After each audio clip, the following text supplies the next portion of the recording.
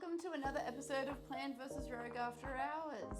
The show where we tell you everything that's happening while we're not filming and really help you travel the world.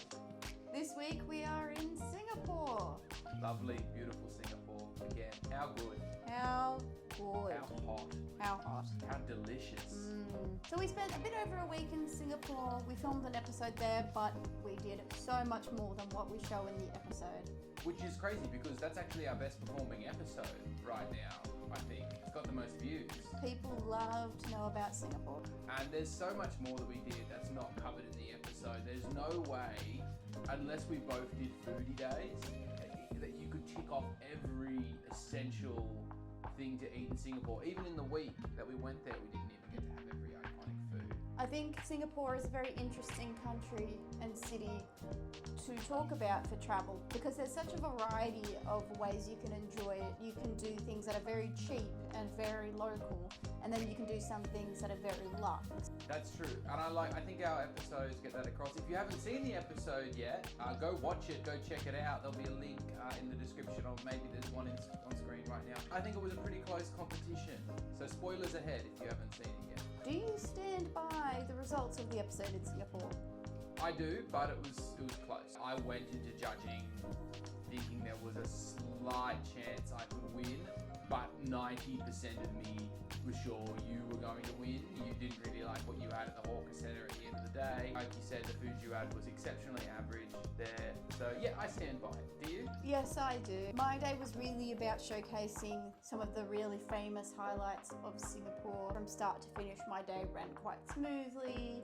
We ticked a lot of things off, whereas your day, the heat was just really difficult to deal with when you don't really know where you're going or what you're doing. Whenever you're somewhere hot, being rogue is going to be a bit more difficult. When you're planned, you know where you're going next. You might even know if the place has air conditioning. I mean, I wouldn't put it past you personally to know that sort of thing. I thought I managed it well, quite frankly, going against the heat. I didn't make it an enemy like I did in Milan. Next up, we didn't pay for accommodation in Singapore. No, we stayed with my family, my aunt and uncle, they're teachers in Singapore, and my cousins, Domi and Luca, who you both see in the episode. You also see my uncle, he's there as well.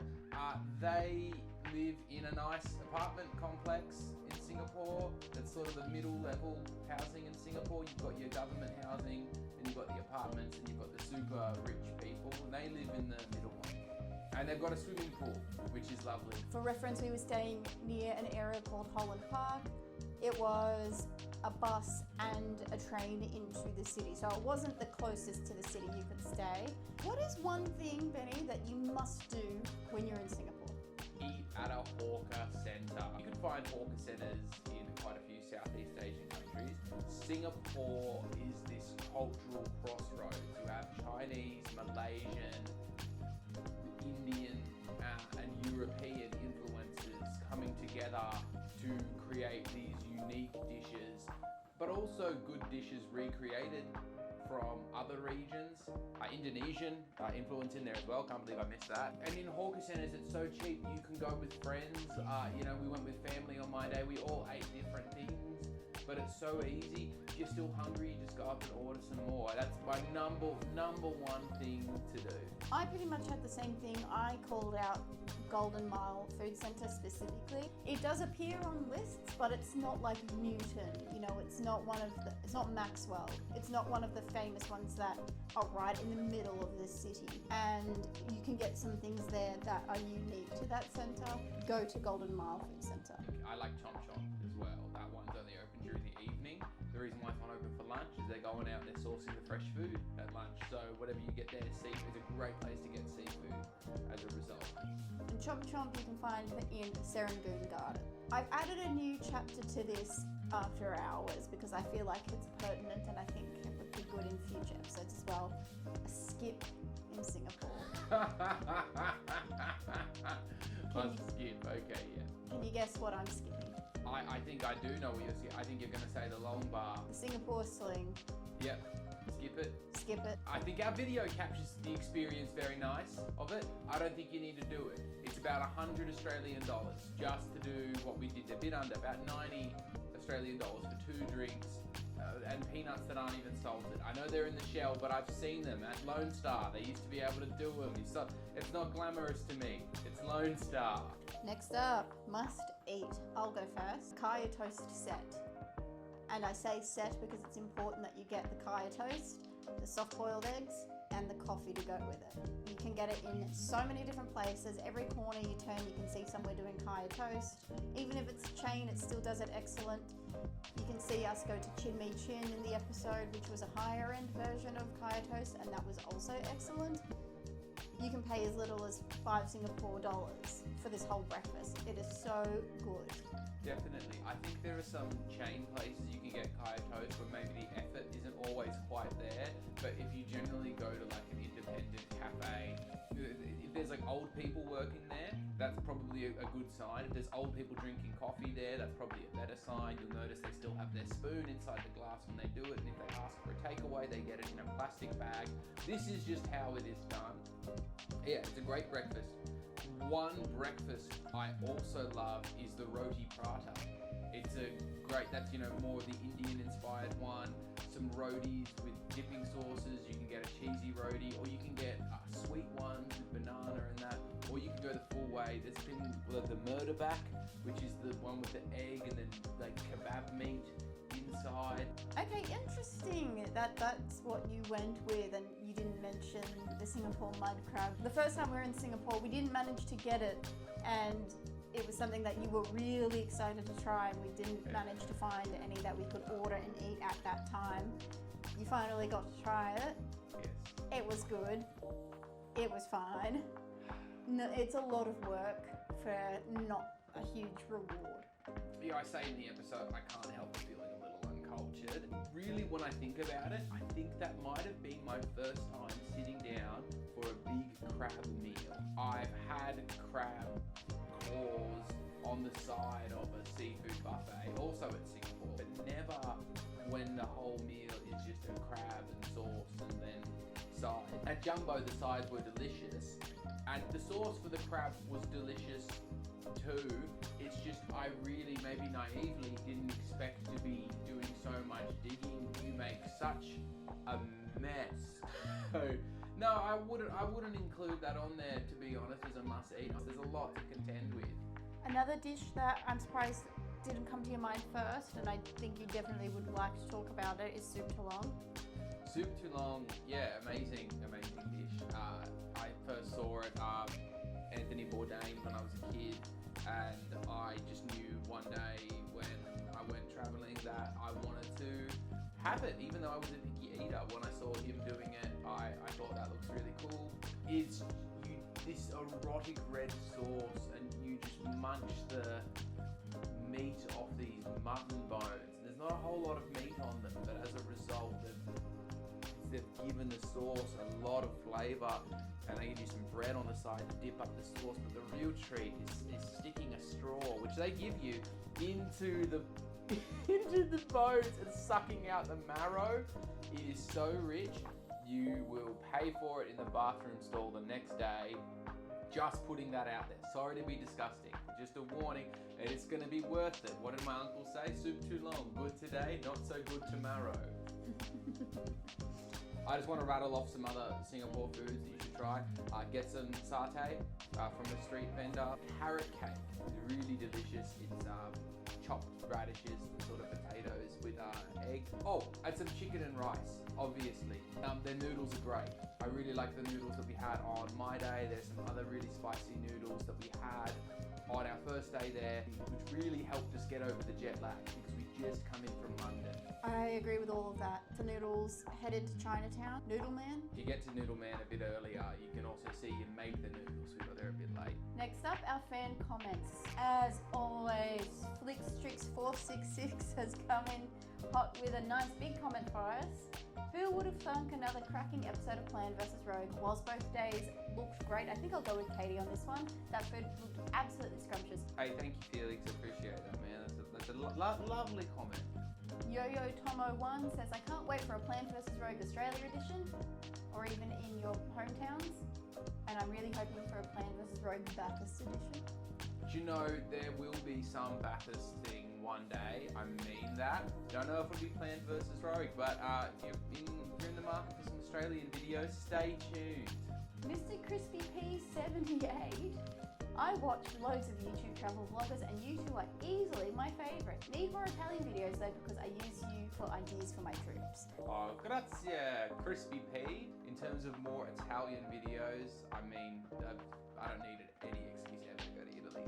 JSimHZ says, I'm a local Singaporean. I would like to give you a kind tip after watching your video. And then they go on to just explain using different types of cutlery for different dishes because obviously we make quite a mess in some parts. It's quite a long comment, I won't read it all out. But it's nice, it's friendly, it's good advice. Put it on the screen. We'll put it on. Yeah. Thank you, JSimHZ. Thanks, mate. Judy Cute says, you guys need to come to Singapore from June 15 to August 9. On August 9 is our Independence Day. We have fighter jets and fireworks every Saturday. In that period, it's so beautiful. You love Singapore. That's nice. It sounds loud and lively. Okay, I'll remember that. Yeah, good tip for next time. Tom Bilby says, St. Columba, pray for us. Yeah, so that bit where my cousin Dommy and I, when we were in the Slingshot, she started praying and I joked, St. Columba, pray for us, because at our school, we went to a Catholic school, that's how they used to end prayers. So yeah, that just came to me in the moment. Mr. Matza also noticed the slingshot. Says, I can't believe you did that slingshot. Ain't no way I'm going on one of those. Never would have done it, but yeah, gave Dommy the reins, and that's what she wanted to do. I definitely do it again. Just as a little tip, like actually once you've done the sling, once you're back on the ground, say, while you're still strapped in, you can do it again. It'll cost $20 each or something like that. I recommend budgeting for that because I was buzzing after it, but I sort of thought, no, I've just paid for one. I'm not gonna do another. The production was getting a bit out of hand by that point anyway. Riptide 101 says, I love that your video had a much bigger spending budget than some of the other travellers. That way you get to enjoy Singapore more.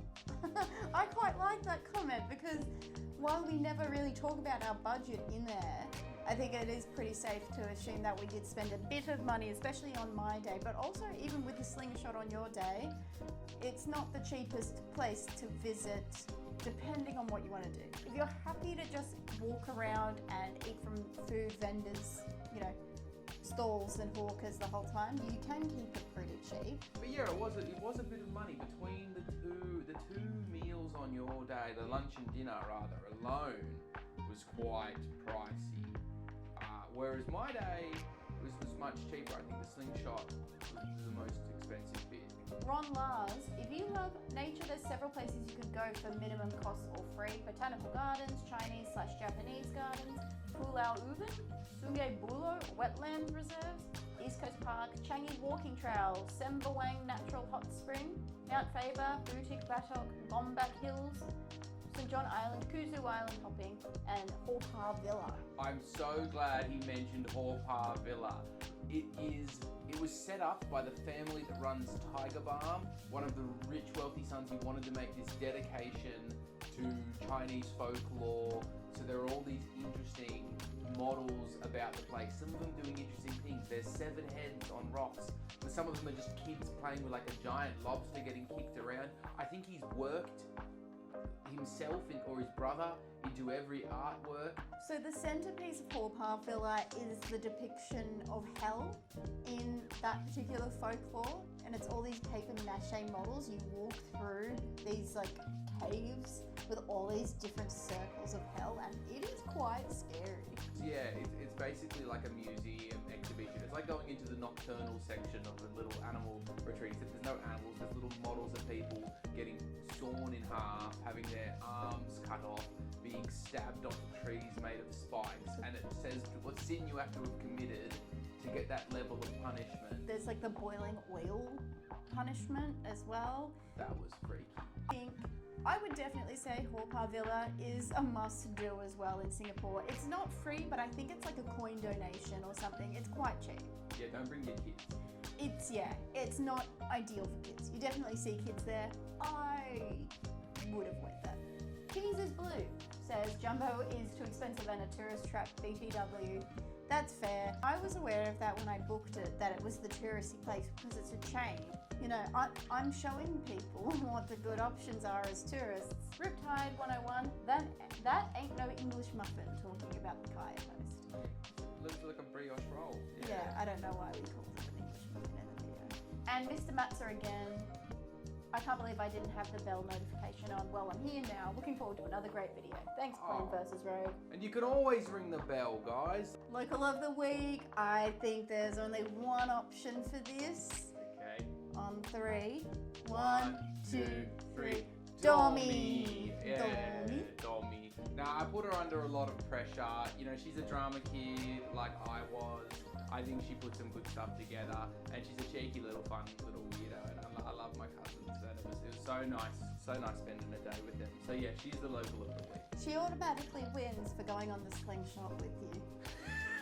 she really, you could tell in her face she was regretting it when she went on. But Well, that wraps up After Hours for this week. Thank you so much for watching. We hope you enjoyed learning these extra bits and pieces that you can do in Singapore when you're there. Please make sure you subscribe on YouTube and also follow us on Facebook, Instagram, and TikTok. We're always putting different stuff out on those as well. Almost every day you can find something silly on our TikTok. you might find something serious from time to time as well. Sometimes it might be good advice. Leave us a comment below about which city you'd like us to do our next After Hours about, and you might just get lucky. Yeah. Cheers, everyone! Cheers. Bye!